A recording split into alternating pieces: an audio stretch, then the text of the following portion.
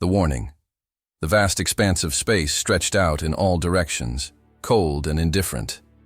But within the depths of this cosmic void, there was a room, an ancient chamber filled with alien voices. At the center, a glowing table projected holograms of the galaxy's most influential systems, mapping out the positions of fleets, planets, and civilizations. Welcome to HFY Genesis. Today's epic tale is one of survival, defiance, and unity, where humanity fights not just for survival, but to claim its rightful place among the stars. Humanity strikes back. The galactic war that shattered an empire is an explosive journey of humanity standing tall in the face of impossible odds. The Zorvax Dominion thought they could crush humanity, but instead, they faced a force far stronger than they ever anticipated. Join us as we dive into a galactic conflict that will leave you on the edge of your seat. Before we begin, make sure to like if you're ready for humanity's rise to power. Subscribe to HFY Genesis for more epic, action-packed sci-fi tales. Comment your thoughts. What would you do if you were in humanity's shoes? Share this with your fellow sci-fi lovers. Let's dive into the adventure of humanity's greatest struggle. The Galactic Council, a collective of the galaxy's most advanced species, convened once again to discuss the fate of a young and brash race, humanity. And this time, the meeting was about to take a dark turn. The Council was used to decisions that maintained balance across thousands of years. They thrived on calculation, diplomacy, and control. But today, their decision would not come from mere analysis. It would come from a warning. A voice broke the silence. Vectal, a member of the ancient Visari, stepped forward. His alien form was cloaked in a flowing robe, his 4 eyes glowing faintly with the wisdom of ages. The Visari, known for their ability to perceive the flow of possible futures, had spoken little in the past century. Their forewarnings had kept the galaxy in check. But today, they were speaking loud and clear.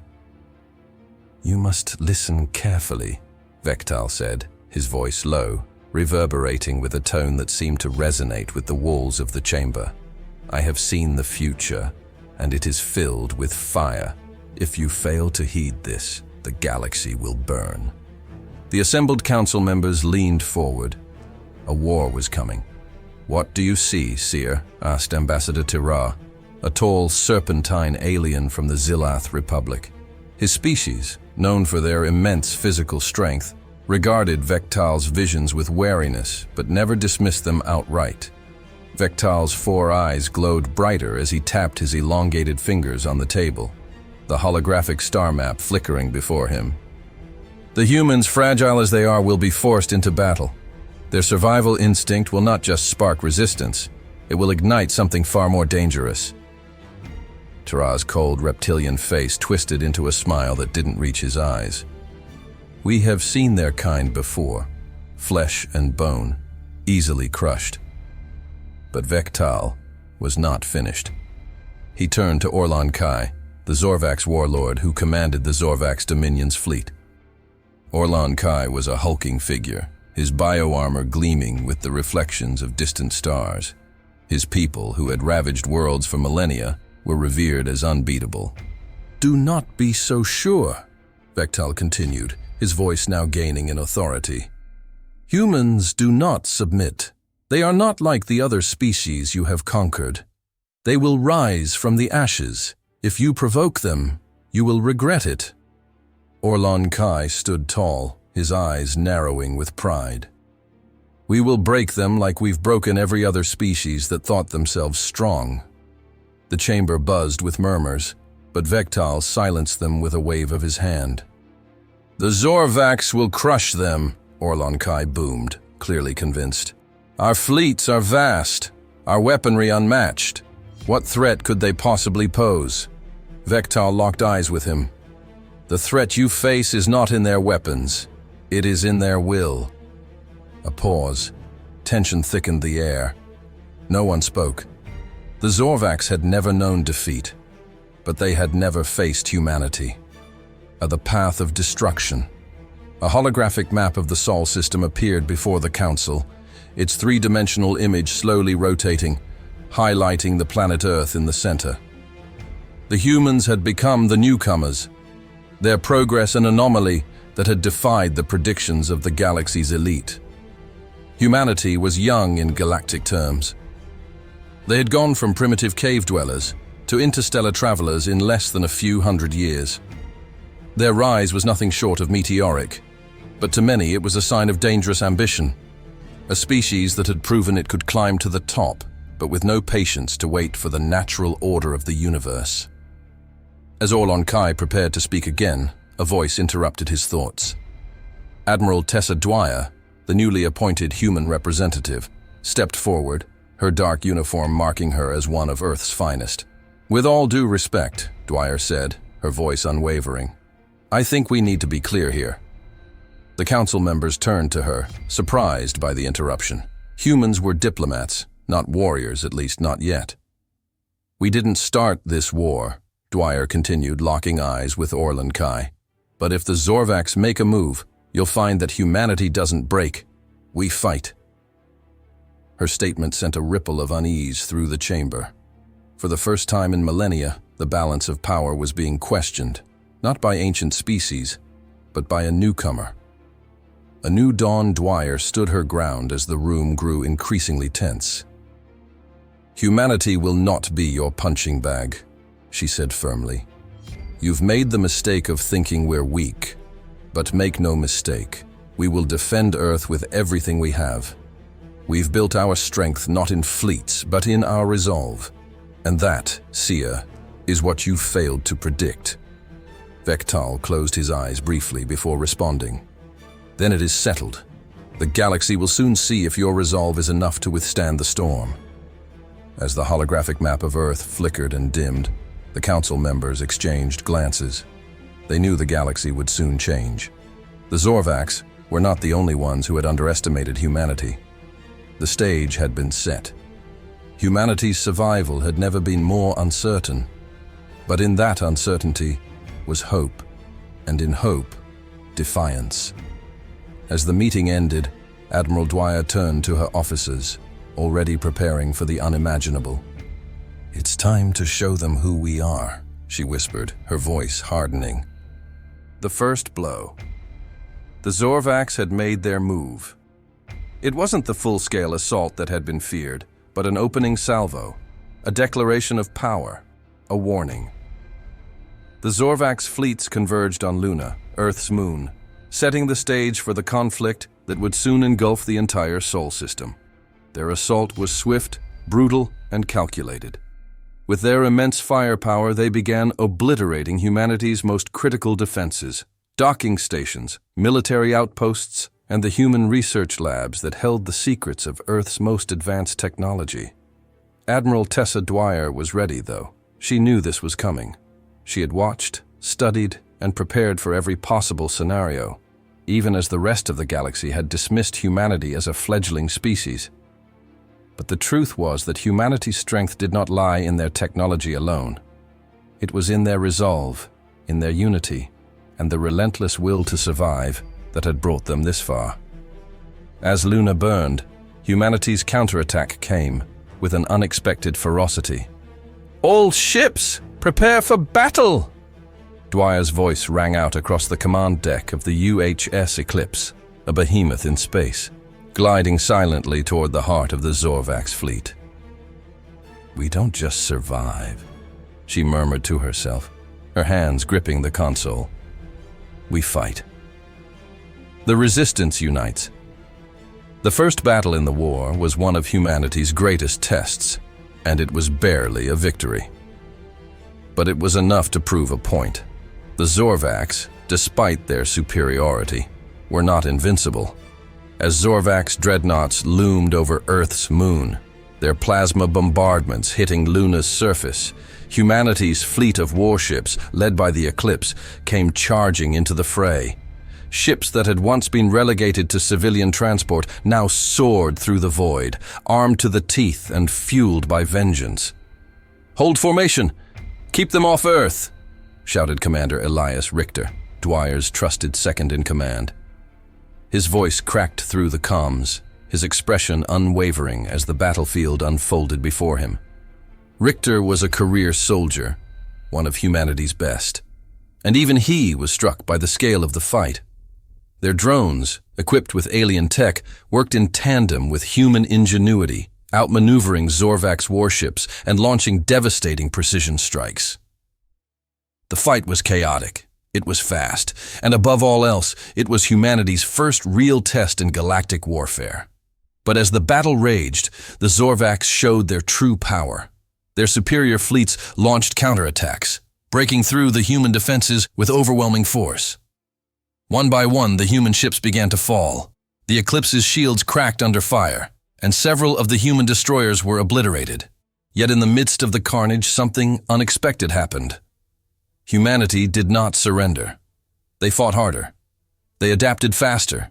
And through their unbreakable unity, they managed to push the Zorvax back, forcing them into retreat.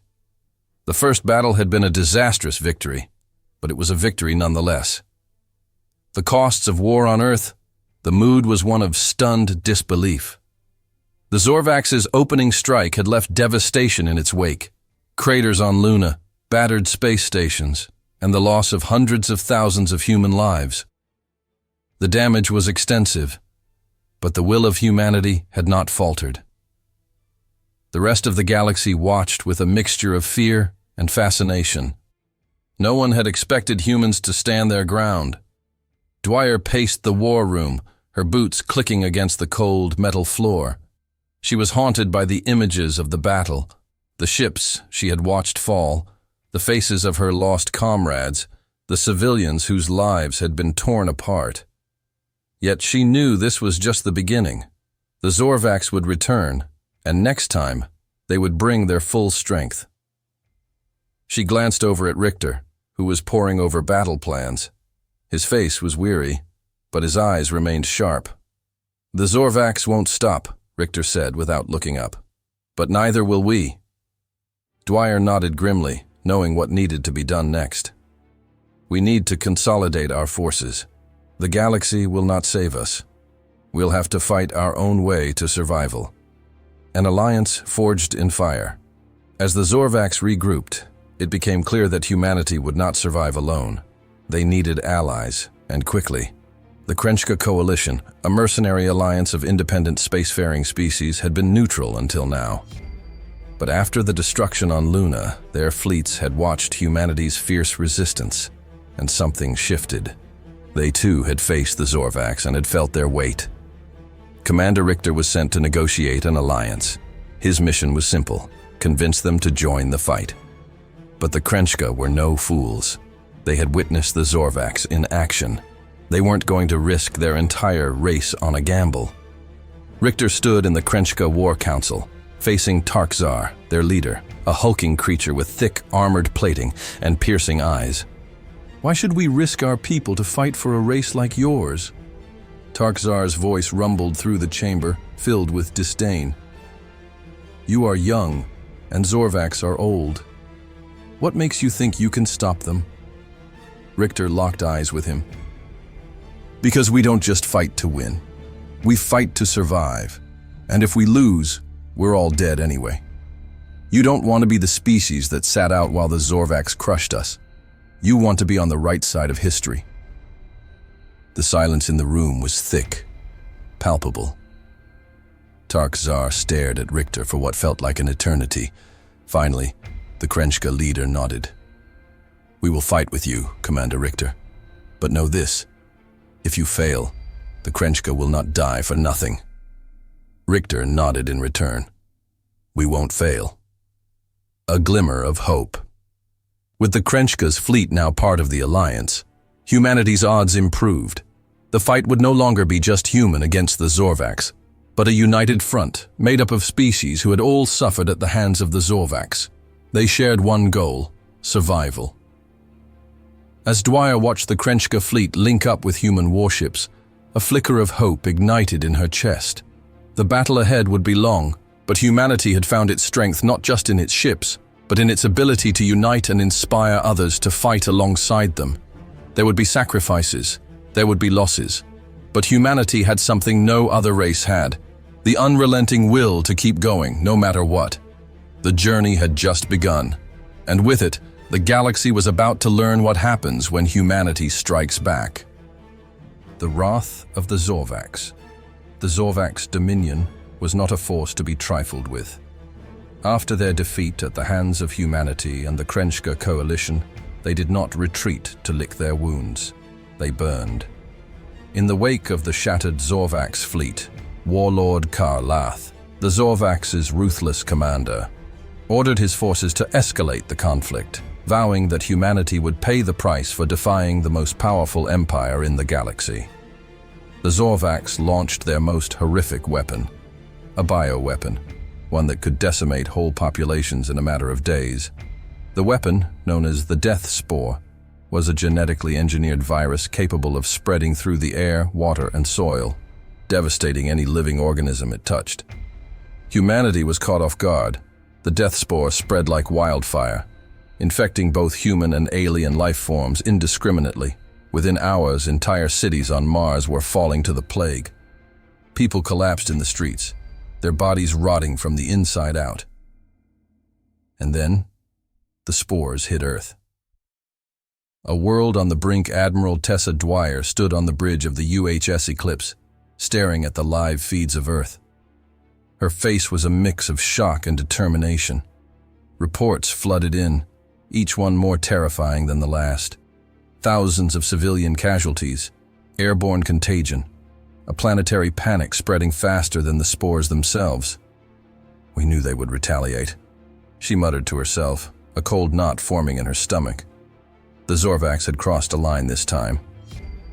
Commander Elias Richter, his voice steady despite the urgency, approached Dwyer. "Admiral, the spores have hit Earth. The civilian population is already in crisis.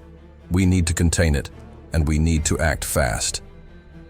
Dwyer's eyes were glued to the holographic display, tracking the rapid spread of infection through the globe. The map of Earth was lighting up in sickly green. The bioweapon had taken hold faster than anyone had anticipated. They had no cure, no preparation for this. For the first time in months, Dwyer felt a creeping doubt. What if humanity couldn't survive this? Her mind raced through every scenario, every possibility. What if Earth fell? What if Mars fell? But she shook the thought away. Failure wasn't an option. Not now, not ever. She gripped the edge of the command console with both hands, standing tall. "Send a message to all fleets. I need every ship, every resource, focused on finding a way to stop this. We'll fight through this, like we always do." The rising tide of fear. Humanity was fighting on two fronts. The Zorvax warships still circled the system, their dominance undiminished, while on Earth and its colonies, the death spore spread like wildfire. Richter had spent weeks planning for this moment. Despite the overwhelming enemy forces, humanity had something the Zorvax didn't: ingenuity. They had adapted faster than any other species had anticipated. Their cutting-edge AI and geneticists began working tirelessly to combat the bioweapon, pushing the limits of their technology in real time. Richter was in Mars Command, overseeing the mobilization of human soldiers. Soldiers who had fought on distant planets, who had faced pirates and raiders. But now they were tasked with something far grimmer. "We can't let this be the end," Richter thought as he surveyed the barracks, seeing the resilience in the eyes of the soldiers. They were tired, they were scared, but they weren't giving up. One of the Martian scientists, Dr. Juno Karami, approached Richter, her face tight with anxiety. "Commander, we've isolated the gene sequence of the spores. If we can reverse engineer it, we might be able to develop a counter-virus to stop it. But we don't have much time. It's spreading faster than we can respond." Richter clenched his fists. Time. That was the one thing they didn't have. "Then we don't waste it." He turned to his officers. "Prepare for a ground assault. If the Zorvax want a fight, we'll give it to them. We're going to hit them where it hurts, on their doorstep. We'll break their hold on Mars and we'll force them into retreat. For humanity, desperate measures. The counter-virus was humanity's last hope, but developing it would take time. Time that Earth didn't have.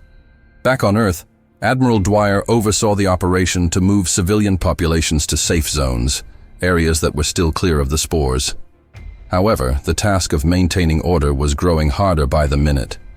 As panic set in, humanity's greatest enemy became something even more dangerous than the Zorvax, the chaos within their own ranks.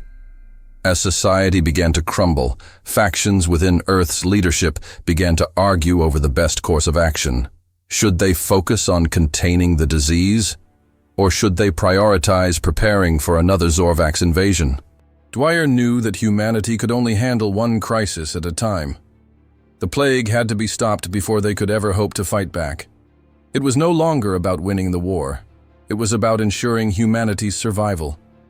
"We will do this," she whispered to herself, her fists clenched in determination.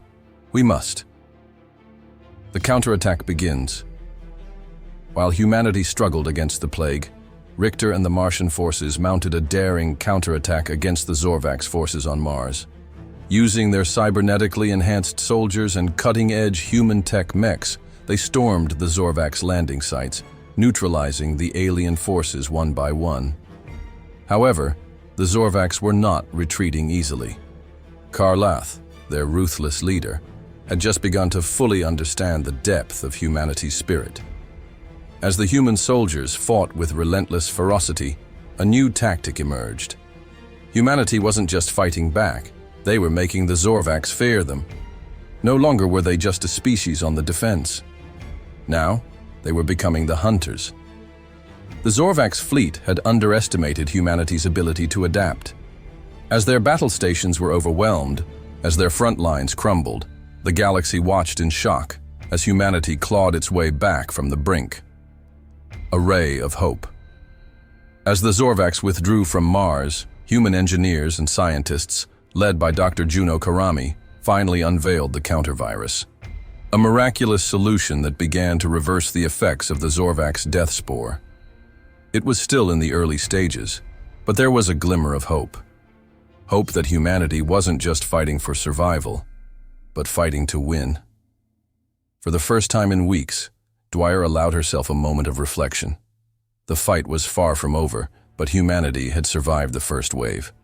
They had fought back against the odds, against an enemy that had once seemed invincible.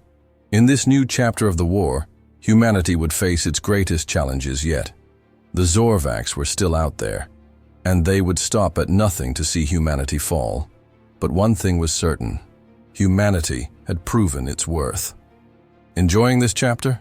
Don't forget to like and subscribe to HFY Genesis for more epic sci-fi tales. The tension of war. Months of skirmishes, losses, and victories had led to one undeniable truth. Humanity was no longer just surviving, they were becoming a force. The Zorvax Dominion had underestimated the unrelenting will of humanity, and now the galaxy was beginning to take notice. But for all their determination and newfound strength, Earth's forces were still up against one of the most advanced militaries in the galaxy. Admiral Tessa Dwyer stood on the observation deck of the UHS Eclipse, watching as the vastness of space stretched before her. Beyond the ship's hull, the stars looked like distant pinpricks of light, cold and indifferent. But her thoughts were not on the stars themselves. They were on the mission ahead. The Zorvax were about to make their next move. The warning had come hours earlier. A massive fleet was closing in on the outer reaches of the Sol system. The Zorvax had regrouped, and their full might was now bearing down on Earth.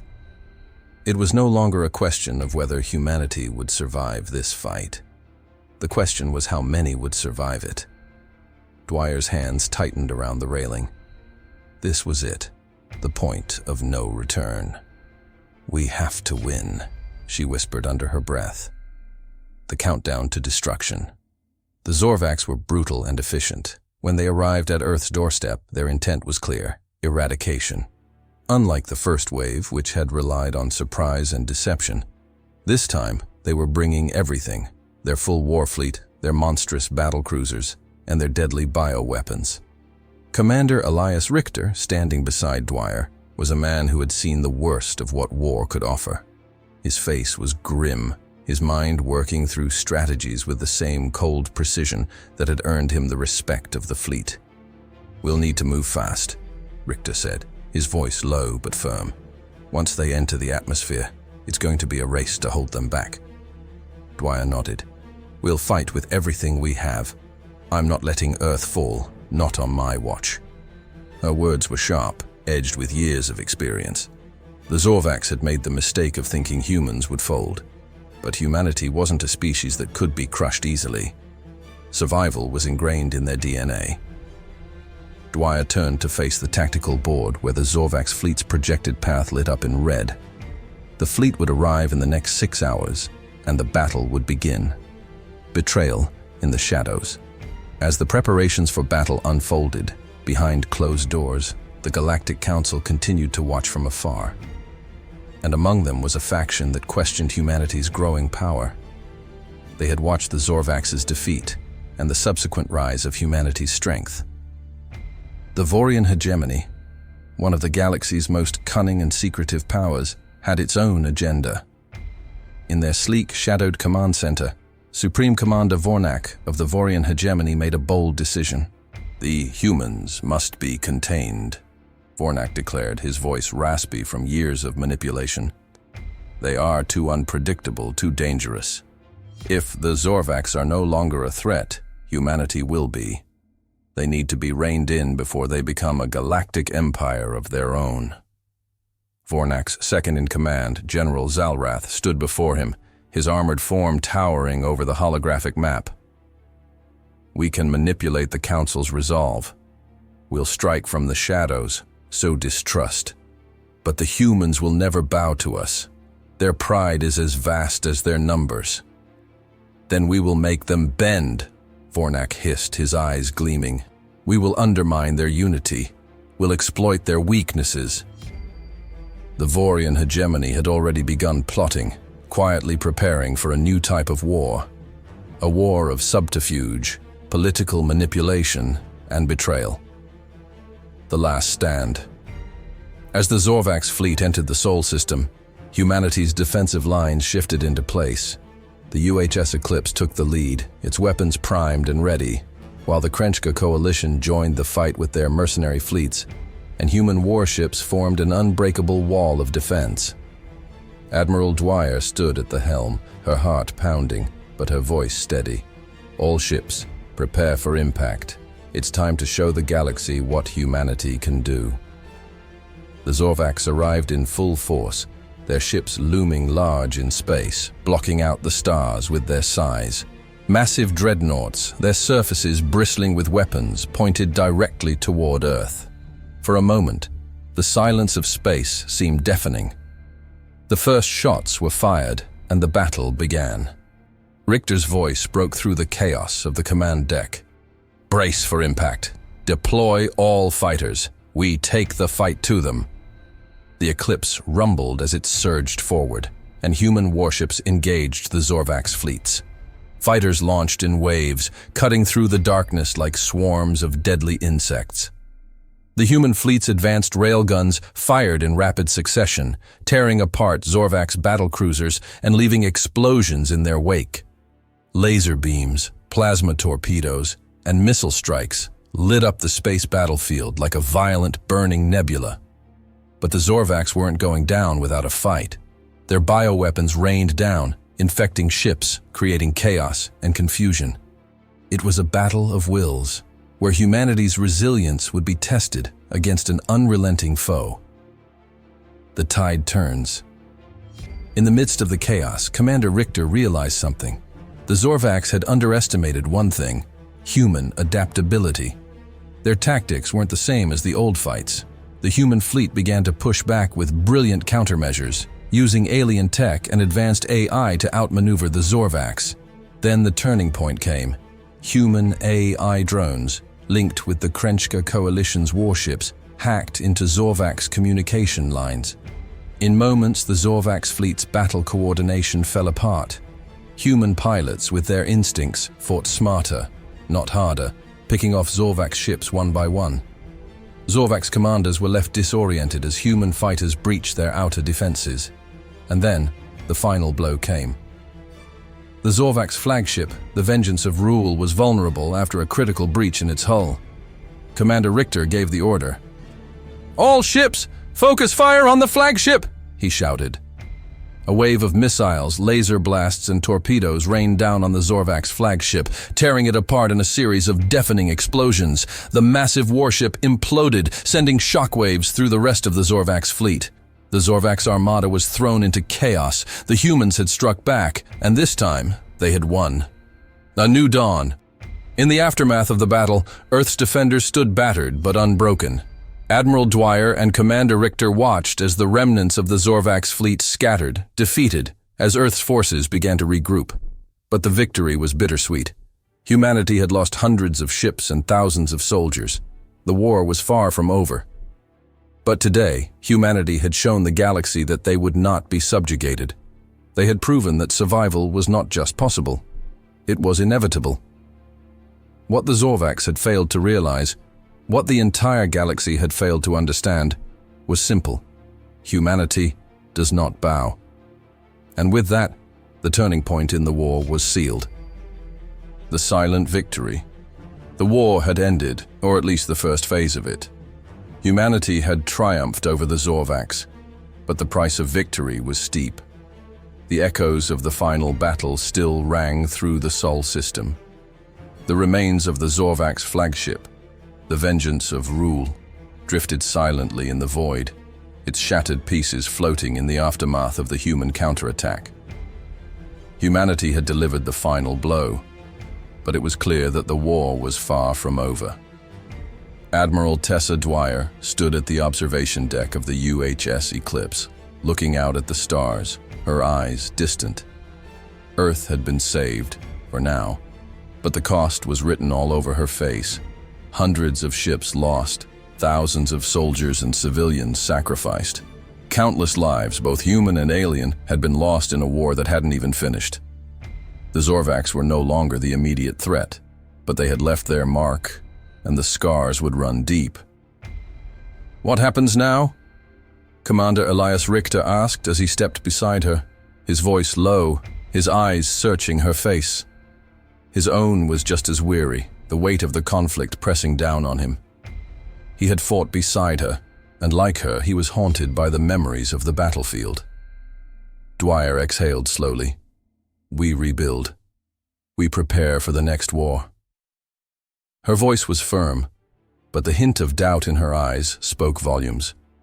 The Zorvax weren't the only enemies humanity would face. The universe was vast, and humanity was too small, too new to know what it would encounter next. What would they become after victory? A galaxy, forever, changed.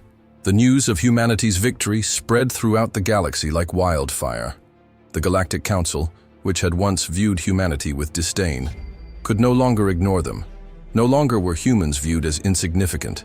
Now, they were seen as equal players on the galactic stage. But this change in perspective came at a heavy price. The Vorian hegemony, the Krenshka coalition, and the Ethar consortium were all watching with wary eyes. Humanity had defied the Zorvax, shattered their forces, and won a battle that had been thought unwinnable. It was a victory, but it was dangerous. It sent a clear message to the galaxy. Humanity would no longer be pushed around. In the halls of the Galactic Council, the once unified front now had cracks.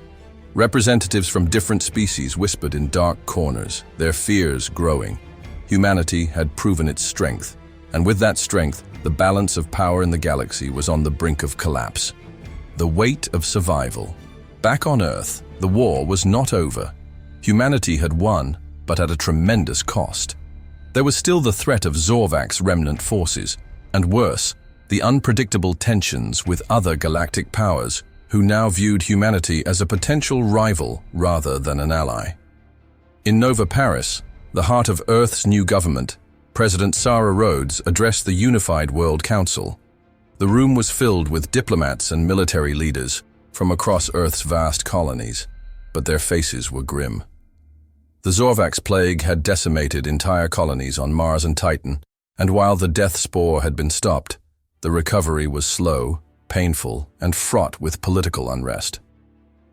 "We've won a battle, but the war for our future is just beginning," President Rhodes said, her voice steady but filled with an unspoken burden. "Humanity cannot afford to rest. We are stronger than we've ever been, but that means we must tread carefully. There are forces watching, forces that won't see us as liberators, but as a threat." Richter stood among the crowd, watching the president. His mind raced with questions. What was their next move? What did humanity want now that they had tasted victory? They had defied the odds, but at what cost? The galaxy would never see them the same way again. Were they now seen as a new hope, or as a new danger? The cracks begin to show. The first cracks appeared not in the Zorvax or in other alien civilizations, but within humanity itself. Tensions began to rise between Earth, Mars, and the outer colonies. Mars had been devastated by the Zorvax attack, and the need for rebuilding was critical. Yet, resources were scarce, and old grievances resurfaced. The colonies on Titan and Europa were angry, feeling that Earth had abandoned them during the crisis. Even among the allied species, distrust simmered. Admiral Dwyer found herself in a tense situation.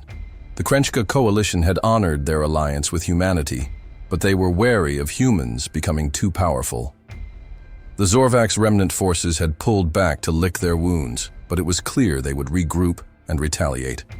Humanity had enemies both within and beyond their borders. In the war room of the Eclipse, Dwyer and Richter stood before a map of the galaxy. The Zorvax remnants had been routed, but their influence still spread like a dark cloud in the galaxy. The Zorvax Council, a shadow faction of disgruntled Zorvax loyalists, had begun to take hold on distant worlds, propagating ideas of resistance and rebellion. Worse, the Vorian hegemony had begun to whisper about humanity's growing strength. The Ethar Consortium was already seeking ways to neutralize humanity's influence before it could grow any further. "How do we stop this?" Richter asked, his voice tired but determined. Dwyer leaned over the holographic map, tracing a path of strategic movements. She knew the stakes. Humanity had just shown the galaxy that it could survive. Now it had to prove it could rule. "We don't stop it," she said softly. "We own it. We become the new power in this galaxy. We stand as equals, or we fall." Her words hung in the air. The reality was harsh, but true. Humanity had fought tooth and nail to survive this war, and now they would have to fight again for their place, for their future, and for the new world order they had unwittingly created. The ripple effect. In the immediate aftermath, the reconstruction of Earth's military and civilian infrastructure began. But there was no time for peace. Humanity had created a vacuum in the galactic power structure, and like any power vacuum, others were poised to fill it. The Zorvax Dominion may have been defeated, but the Galactic Council's eyes were now fixed on humanity, and not all of them viewed the humans as allies. Some saw them as a rising threat, a force that had shattered an empire. A single decision, one small misstep, could send the galaxy into chaos once more. Dwyer stared out into the endless sea of stars, lost in thought. What would humanity's place in the galaxy be now? Would they become a force of peace? Or would their rise be just the beginning of a new war? The final confrontation. The war had reached its breaking point. Humanity's victory over the Zorvax was still fresh in their minds, but the galaxy's balance of power was once again in jeopardy. The Vorian hegemony, the galaxy's most covert and manipulative faction, had declared its intentions to take control of the situation. They feared humanity's sudden rise, and in the shadows of galactic diplomacy, they had begun to plot. Admiral Tessa Dwyer paced the command deck of the Eclipse, her brow furrowed in concentration. The hegemony had allied with factions within the Galactic Council to isolate Earth, casting doubts on humanity's legitimacy as a galactic power. There had been whispers of a military coup within the Council itself, and every move humanity made was now being watched, scrutinized for weakness.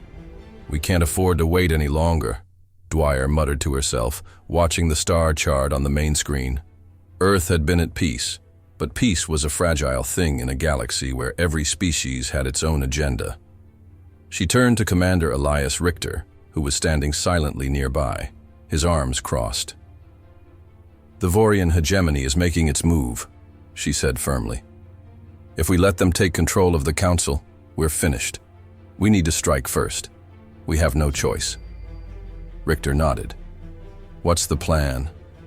Dwyer's eyes locked onto the map of the galaxy, the red lines marking the Vorians' advancing fleets. The time for diplomacy was over.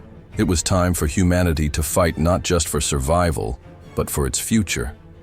We hit them where it hurts. We make a statement. We show the galaxy that humanity will not be cowed by anyone. A fleet assembles. The battle that would determine the fate of humanity began in the shadow of Ethar Prime, the capital of the Ethar Consortium. This was the heart of the galaxy's most politically influential and militarily powerful species. The Ethar had long been neutral in the galactic conflicts, preferring to broker peace and maintain their status. However, they had also made it clear that they would not tolerate any single species rising too quickly. Dwyer knew that the Vorian hegemony was plotting to destabilize Earth's position. They wanted to prevent humanity from becoming the new power in the galaxy. But the Vorians had a fatal flaw. They underestimated humanity's willingness to do whatever it took to protect its future. The fleets assembled, a coalition of human, Krenchka, and even neutral Ethar forces who had grown tired of the Vorian manipulations. The human fleet was led by the Eclipse, now reinforced with alien technology, making it a formidable force. Richter stood at the helm of the ship, his eyes filled with a steely resolve. "This is it," Richter said to his crew, his voice carrying over the comms. "We fight together, or we fall alone.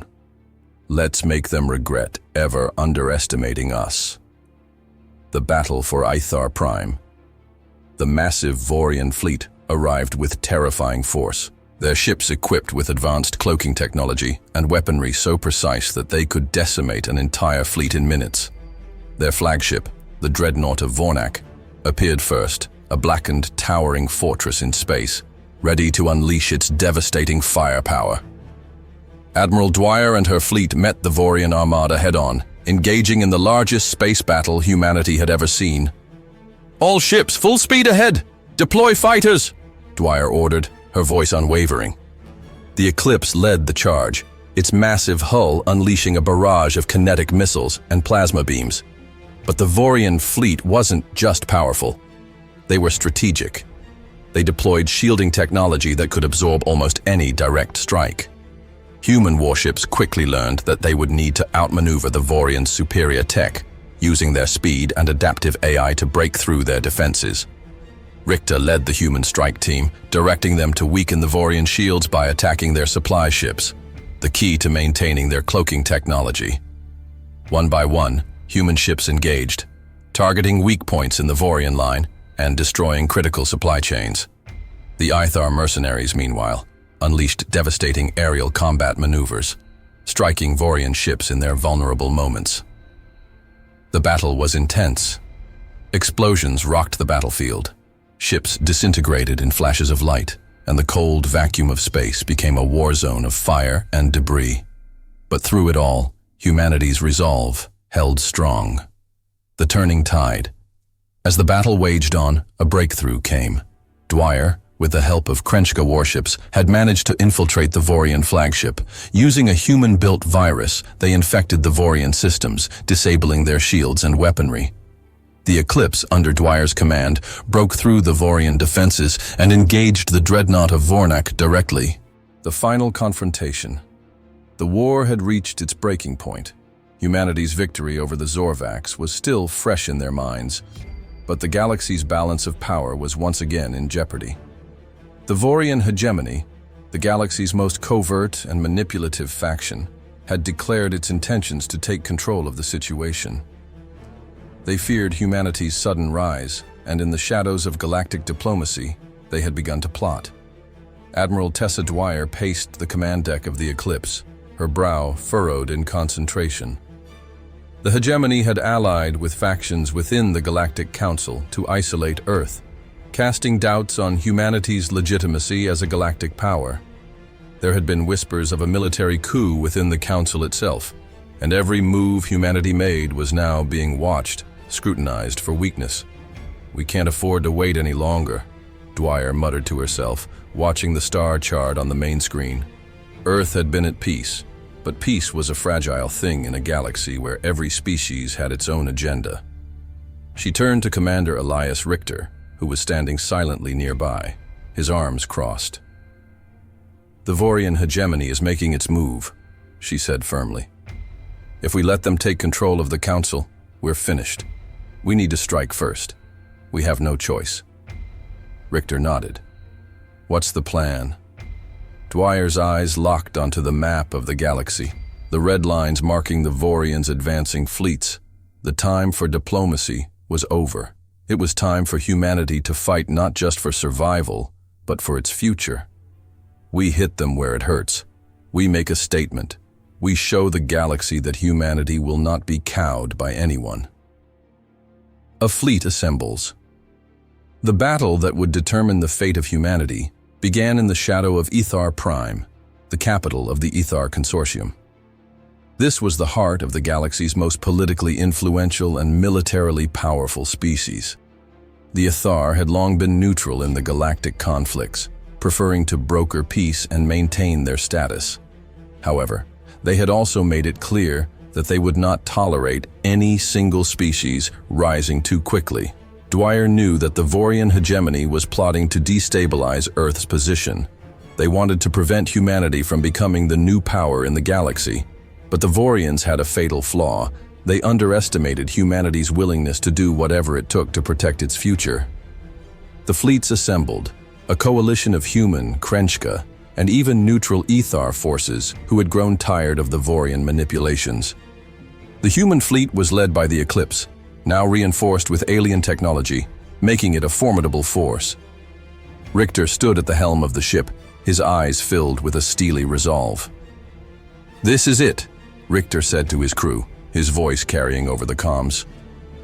"We fight together, or we fall alone. Let's make them regret ever underestimating us." The battle for Ethar Prime. The massive Vorian fleet arrived with terrifying force, their ships equipped with advanced cloaking technology and weaponry so precise that they could decimate an entire fleet in minutes. Their flagship, the dreadnought of Vornak, appeared first, a blackened, towering fortress in space, ready to unleash its devastating firepower. Admiral Dwyer and her fleet met the Vorian armada head-on, engaging in the largest space battle humanity had ever seen. "All ships, full speed ahead! Deploy fighters!" Dwyer ordered, her voice unwavering. The Eclipse led the charge, its massive hull unleashing a barrage of kinetic missiles and plasma beams. But the Vorian fleet wasn't just powerful. They were strategic. They deployed shielding technology that could absorb almost any direct strike. Human warships quickly learned that they would need to outmaneuver the Vorians' superior tech, using their speed and adaptive AI to break through their defenses. Richter led the human strike team, directing them to weaken the Vorian shields by attacking their supply ships, the key to maintaining their cloaking technology. One by one, human ships engaged, targeting weak points in the Vorian line and destroying critical supply chains. The Ethar mercenaries, meanwhile, unleashed devastating aerial combat maneuvers, striking Vorian ships in their vulnerable moments. The battle was intense. Explosions rocked the battlefield.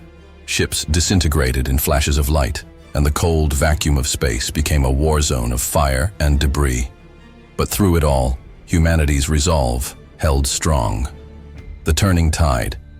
As the battle waged on, a breakthrough came. Dwyer, with the help of Krenchka warships, had managed to infiltrate the Vorian flagship. Using a human-built virus, they infected the Vorian systems, disabling their shields and weaponry. The Eclipse, under Dwyer's command, broke through the Vorian defenses and engaged the dreadnought of Vornak directly. The calm. After the storm. The stars had never seemed so cold. Humanity's greatest conflict was over. The Zorvax had been defeated, their fleet scattered across the galaxy, their once mighty empire reduced to rubble. The Vorian hegemony had been rooted, their plot to subjugate humanity crushed under the weight of a united resistance. Earth had survived, as had its colonies, but the war had left its mark, not just on the galaxy, but on the very soul of humanity. Admiral Tessa Dwyer stood on the bridge of the UHS Eclipse, gazing out into the vast, endless expanse of space. The once persistent threat of the Zorvax was gone, but a new truth had settled in. Humanity had become a power. The galaxy would never view them the same way again, and the question remained, what would humanity do with that power? The eclipse drifted into a quiet orbit around Ithar Prime, the site of the final battle. The capital city, though scarred, stood as a testament to both the destruction and the resilience of the galaxy's inhabitants. It was humanity's victory, but the victory felt hollow. There was no grand parade, no celebratory speeches. The soldiers had returned, the civilians had begun to rebuild, but something had shifted. Everything was different. Commander Elias Richter approached Dwyer, his footsteps echoing in the stillness of the command deck. His face was drawn, the toll of the war evident in his every movement. They had been through hell together, had led humanity through one of the galaxy's greatest battles. But now, as the dust settled, the weight of the victory seemed almost unbearable. "What now?" Richter asked, his voice low. Dwyer sighed, not meeting his gaze. She had been asking herself that same question for days. "We rebuild," she replied, her tone distant. "We have to. But it's more than just infrastructure. The galaxy will never forget what we've done, and I don't know if that's a gift or a curse." Rebuilding from the ashes. The rebuilding process was slow. Earth's surface had been ravaged by Zorvax bioweapons, entire cities reduced to ruins, while the colonies on Mars, Titan, and Europa had suffered significant casualties. But as they worked to repair the physical damage, humanity was also rebuilding themselves. The Zorvax plague had torn through their colonies, had left thousands dead, yet humanity had survived, and their unbreakable will had seen them through. Now, Earth's leaders, from President Sarah Rhodes to Dr. Juno Karami, worked together to ensure that no species would ever dare threaten Earth again. Yet, as the reconstruction efforts continued, so did the fractures between humanity's factions. Earth, Mars, the outer colonies, all had their own priorities, their own visions for the future. The unity that had brought humanity through the war was fragile. And as the galactic powers watched with keen eyes, tensions simmered beneath the surface. It wasn't just the external threats that loomed over humanity. It was the internal conflicts. The cost of war had been high, and even the victorious were left wondering, had they done enough? The price of power. It was in the great council hall of Earth's new capital that the next challenge began. The Galactic Council had extended an invitation to humanity, acknowledging their newfound status. But as Dwyer sat at the table with the representatives of the galaxy's great powers, she couldn't shake the nagging question. How would humanity use its newfound power? The council meeting was tense. The Zorvax threat had been eradicated, but the scars of war were fresh. Humanity now found itself at a crossroads, with its newfound position in the galaxy. Some council members were respectful, offering tentative alliances, while others were wary, even hostile. The Ithar Consortium, known for their neutral stance, voiced their concerns. The balance of power has shifted. Humanity's rise has thrown the galaxy into disarray. Can you guarantee that you will not seek to expand? Their representative's voice was cold, cautious. President Rhodes, who had become Earth's leading voice on the galactic stage, leaned forward. "We have no interest in conquest. Our fight was always about survival. We seek peace, but we will defend ourselves at any cost." The galaxy will have to learn that humanity is no longer a species to be dismissed. The other representatives exchanged looks, some nodding in agreement, others looking uneasy. It was clear. Humanity was not simply a force of defense anymore. They had become a galactic power, and the galaxy would have to reckon with them. Humanity's burden. Back aboard the Eclipse, as the council meeting continued, Richter walked the halls, his thoughts heavy. He had fought alongside his comrades, survived alongside them, but now the reality of their victory was settling in. What came next? The war had been brutal, but the peace that followed felt like its own kind of battle. Humanity had proven its strength. It had fought back against the odds, but now they were forced to face something even more difficult than the war itself: the burden of power. Richter knew that peace would never be easy. He thought back to the days when humanity had been small, when the fight for survival had been about resources, space, and territory. Now, humanity's strength was undeniable, and that came with new enemies, but also new allies. The question was, what would humanity become? Would they remain the defenders of peace, or would they risk becoming what they fought against? The Krenchka coalition had begun negotiations with Earth's leadership for future military cooperation, while the Ithar remained cautious. Richter and Dwyer were both pulled into the political game, each moment more complex than the last. The hunger for power, the desire to control, to shape the galaxy, would that drive humanity to make darker choices? A new era dawns. As Dwyer stood once again on the observation deck, staring at the stars, she felt the weight of humanity's future pressing down on her. The war had been won, but the cost was great. And yet, amidst the loss and the uncertainty, there was something else, something that no one could deny. Humanity had endured, had fought for its survival, and had become more than the galaxy had ever imagined. And so, in this new era, as the ships of humanity sailed toward the unknown reaches of space, the rest of the galaxy would watch in awe and fear.